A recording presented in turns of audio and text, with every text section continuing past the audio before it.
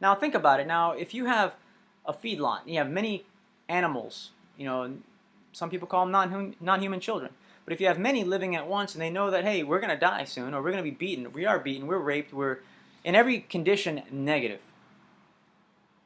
How do you manage all these living beings, knowing that they communicate, knowing that one cow, one bull can easily overpower a man, walking in their own fecal matter, their own vomit and piss? Oftentimes, it's just they're constantly injected with antibiotics, their food that they're eating, antipsychotics, antidepressants.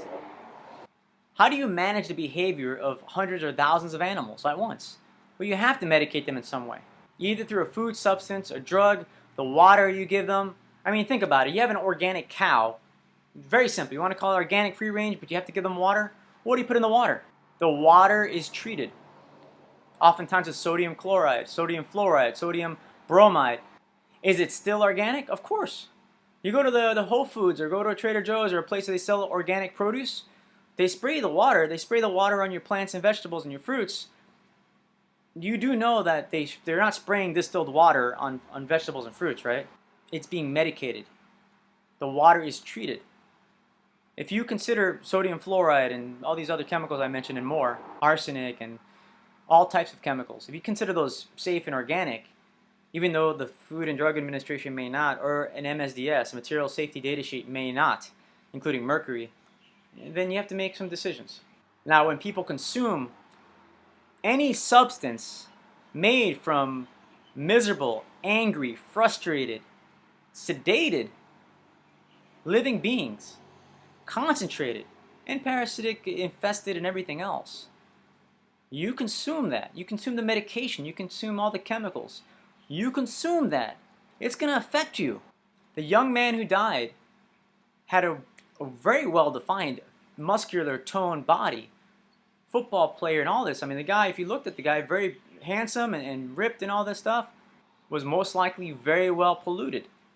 Eat a lot of protein, it's going to affect your kidneys. It's going to affect your pancreas. It's going to eat a lot of fat, it's going to affect your liver. You can go on and on how certain food substances, or what we consume and call it food, affect our organs. And that affecting our organs is going to affect the surrounding area and affect the entire body as a whole, including the mind. How can we expect healthy, conscious, compassionate, kind, gentleness, loving if we don't take into account what we consume? You got to be mindful, thoughtful, heartful. You got to be these things. If you're not, you're not. That's all there is to it. What I've learned in my life, and I'm still learning, is a lot of belief systems, a lot of religions, whether it be Catholic, Christian, Jewish, Mormons.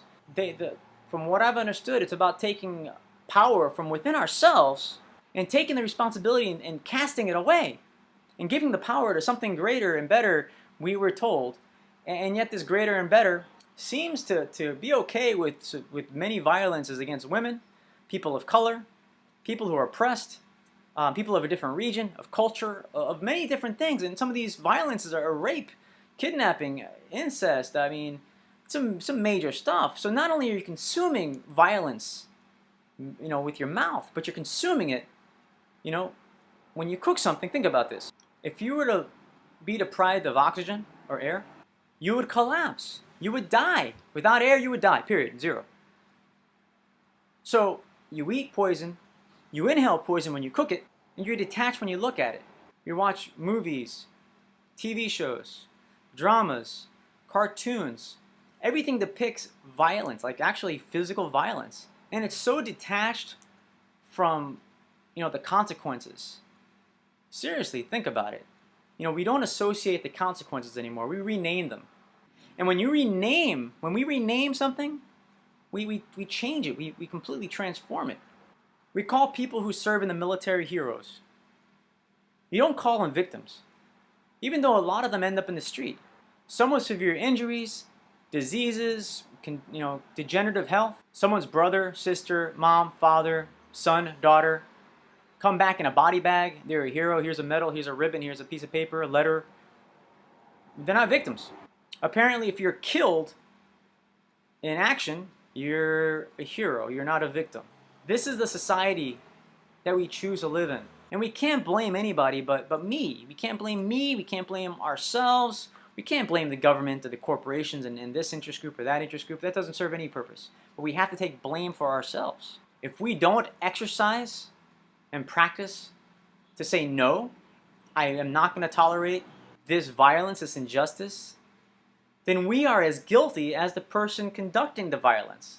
Whether it be animal testing, testing on humans, very bad things. I mean, violence in any respect. You are more beautiful than your title, than an expectation, than a disappointment, and than any disease. Release, let go, destroy. You're greater than all that.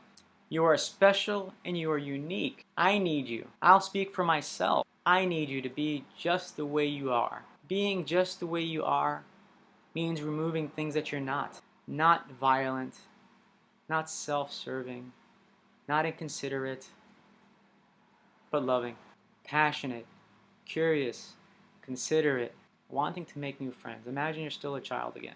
And that's what we all are. We're still children. We haven't grown up yet. We've been convinced that we've grown up and we don't need each other, but we do. No child wants less friends. I've learned every child wants more friends. This will be a very hard time for me.